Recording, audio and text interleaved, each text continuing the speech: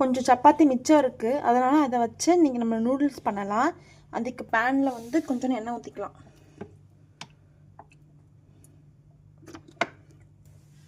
இப்போ ஒரு வெங்காயம் நறுக்கி வச்சுருக்கேன், அதை போட்டுக்கலாம்.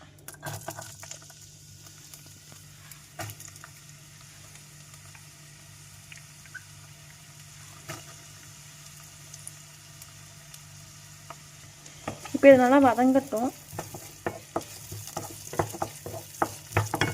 பச்சை மிளகாவை போட்டுக்கலாம்.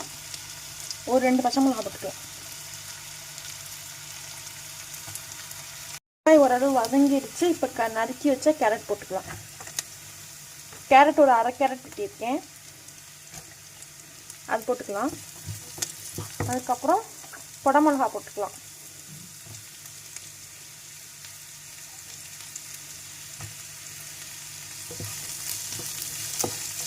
இது ரெண்டும் நல்லா வதங்கட்டும். பண்ணி வச்சுருக்க முட்டைக்கோசை போட்டுக்கலாம். இப்போ எல்லா காயும் நல்லா வதங்கட்டும்.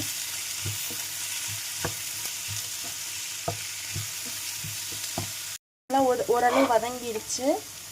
இப்போ வந்து தக்காளி போட்டுக்கலாம். தக்காளி நல்லா வதங்கட்டும்.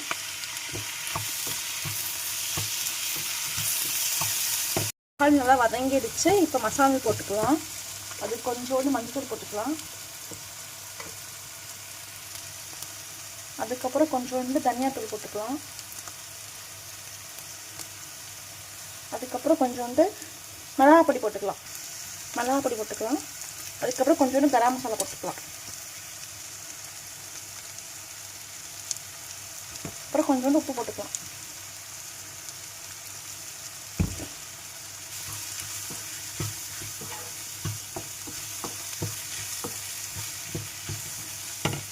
வதங்கிடுச்சு.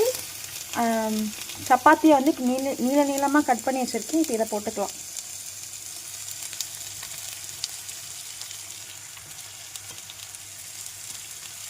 விட்டுட்டு காமிக்கிறேன். Chapati noodles ready.